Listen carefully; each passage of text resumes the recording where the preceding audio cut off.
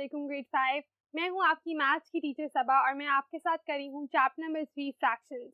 इस चैप्टर में आज हमने बात करनी है कि मल्टीप्लिकेशन ऑफ फ्रैक्शंस किस तरह से होती है। पिछले लेक्चर्स में हमने इसी तरह एडिशन और सब्ट्रैक्शन ऑफ फ्रैक्शंस को डिस्कस किया था। आज हम मल्टीप्लिकेशन की बात करेंगे and we will study different examples कि हम किस तरह से मल्टीप्लिकेशन अप्लाई करते हैं on fractions. So let's go and see. Multiplication of fractions. This topic is basically about कि आप fractions को multiply किस तरह से करते हो, आपस में किस तरह multiply करते हो, whole number से किस तरह multiply करते हो, एक से ज़्यादा fraction को किस तरह multiply करते हो। अब all of the rules are the same, बिल्कुल वैसे ही हैं जैसे आपने multiplication में normally करना होता है, but इसमें ये होता है कि आप numerator denominator दोनों को multiply कर रहे होते हो। तो अगर हम हमारी पहली example देखें, यहाँ पर एक whole number है और एक fraction है, उनको आपस में multiply करना है। जब भी आपके पास ऐसी सिचुएशन आए जहाँ पे एक आपके पास होल नंबर हो, दूसरा फ्रैक्शन हो, आपने ये इमेजिन करना है कि ये जो है इसका डिनोमिनेटर 1 है, क्योंकि जिसके नीचे कुछ नहीं, अगर आप उसके नीचे 1 लिखोगे उससे कोई डिफरेंस नहीं बनेगा, बिकॉज 3/1 इज स्टिल 3। 3/1 भी 3 ही होता है, क्योंकि 3 डिवाइडेड बाय 1, 3 मल्टीप्लाई बाय 1 क्या है, 3 ही है। इसको कहते हैं मल्टीप्लिकेटिव आइडेंटिटी ऑफ 1। तो यहाँ पर हम यही देख रहे हैं कि आप अगर इसको 3/1 लिख देते हो तो मल्टीप्लिकेशन में करना ये होता है कि न्यूमरेटर न्यूमरेटर से मल्टीप्लाई होता है, डिनोमिनेटर डिनोमिनेटर से मल्टीप्लाई होता है। तो जब मेरा फ्रैक्शन बन गया है 3/1 इंटू 1/4, 1 इंटू 4 करूंगी 4 आ जाएगा, 1 इंटू 3 करूंगी तो 3 आ जाएगा और 3/4 इसका आंसर होगा, प्रोडक्ट होगा। तो जब हमने दो फ्रैक्शंस को मल्टीप्लाई किया उनका प्रोडक्ट हमारे पास क्या है, 3/4, और इसमें हमने किया क्या है, 1 को डिनोमिनेटर ले लिए और दोनों न्यूमरेटर्स को आपस में मल्टीप्लाई किया है, फिर दोनों डिनोमिनेटर्स को आपस में मल्टीप्लाई किया है। लेकिन फर्ज करें अगर ऐसा ना हो, अगर आपको होल नंबर ना दिया जाए और दो प्रॉपर फ्रैक्शंस दिए जाएं, कहा जाए कि जी इनको मल्टीप्लाई करें, तो उसमें क्या करना होगा, बिल्कुल भी कुछ डिफिकल्ट नहीं होगा। You will simply multiply 7 into 4। 7 into 4 क्या होता है, 28, और साथ आप 8 इंटू 5 40। तो आपने न्यूमरेटर को न्यूमरेटर से फिर से मल्टीप्लाई किया, डिनोमिनेटर को डिनोमिनेटर से। तो 7 इंटू 4 28 और 8 इंटू 5 40 आपने यहाँ लिख दिया।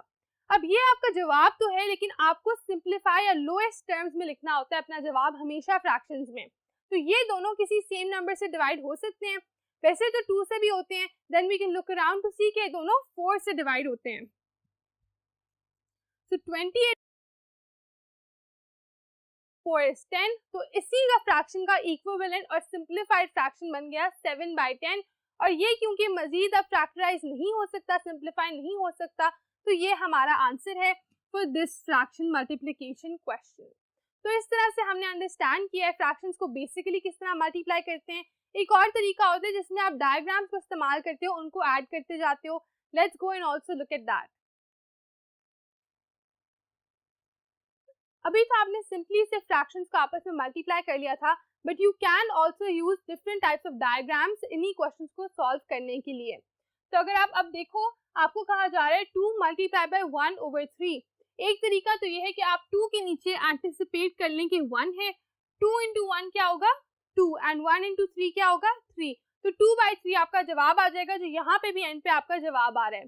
दूसरा तरीका ये है कि आप डायग्राम ड्रॉ करते जाओ उस फ्रैक्शन का, जैसे कि अगर 1/3 है उसको 2 दफा आपने मल्टीप्लाई करना है, यानी 2 मरतबा वही नंबर रिपीट होगा। तो आप 1/3 का एक डायग्राम, 1/3 का एक डायग्राम, दो मुख्तलिफ डायग्राम्स बनाएं, उनको ऐड करें और आपको जवाब मिल जाएगा। जैसे अगर आप इस वाले में यहाँ देखिए, एक सर्किल है, उसके 3 हिस्से हैं, ठीक है।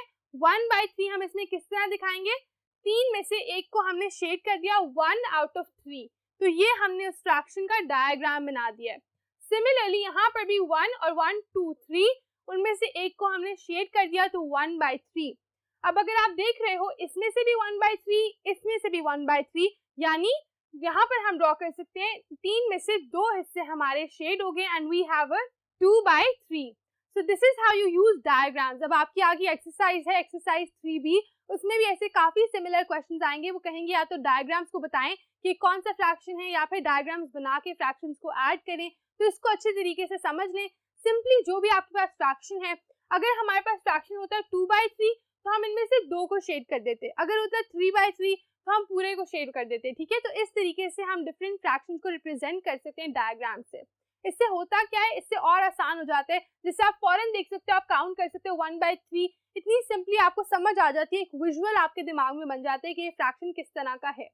आगे अगर हम देखें, एक और एग्जांपल है जहां पे उन्होंने अब आपको फ्रैक्शंस दिए हुए साथ ब्रैकेट्स में, and then you have to multiply more than 2 fractions. जैसे यहाँ पर आप देख सकते हो 1/2 इंटू 1/3 ब्रैकेट्स में है, और फिर इसको 1/5 से भी मल्टीप्लाई करना है। तो ये भी बिल्कुल मुश्किल नहीं है, आमतौर पर जिस तरह से आप मल्टीप्लाई करते हो, जिस तरह आप ब्रैकेट्स को सॉल्व करते हो, बिल्कुल उस तरह यहाँ पे भी करना है। पहले जो ब्रैकेट के अंदर है उसको सॉल्व करें, ठीक है। तो 1 into 1 is 1 and 2 into 3 is 6। तो ये हमारा ब्रैकेट ओपन हो गया। ब्रैकेट ओपन होने के बाद अब जो हमारा अगला पार्ट था उसको साथ ऐड करें, मल्टीप्लाई बाय 1/5। तो अब इनको आपने आपस में मल्टीप्लाई कर देना है। Again 1 into 1 1 and 6 into 5 30। तो जो भी आपके पास ब्रैकेट हो, अगर ब्रैकेट यहाँ की जगह आपके पास इधर लगा हुआ होता तो भी आप यही करते, आप पहले उसको मल्टीप्लाई करते। 1 इंटू 1 इज 1, 3 इंटू 5 इज 15, तो 1/15, और साथ फिर आप इसको मल्टीप्लाई करते हैं इंटू 1/2, तो आपके पास क्या आ जाता, अगेन 1/30। तो एक तो ये हो गया एसोसिएटिव लॉ ऑफ मल्टीप्लिकेशन, कि फर्क नहीं पड़ा कि पहले कौन से दो फ्रैक्शंस को मल्टीप्लाई किया और बाद में कौन से, जवाब दोनों सूरतों में सेम आ रहा है। और दूसरी बात यह है कि आप देख सकते हो कि इससे आपको पता चल रहा है कि रूल क्या है, पहले ब्रैकेट्स के अंदर वाले आप फ्रैक्शंस को मल्टीप्लाई करें, फिर बाहर वाले, बेशक 2 से ज्यादा भी हो सकते हैं, 3 4 जितने भी हो, so you know how to work your way around it। एक और लॉ है जो हमने डिस्कस करना है, उसको भी चल के देख लेते हैं।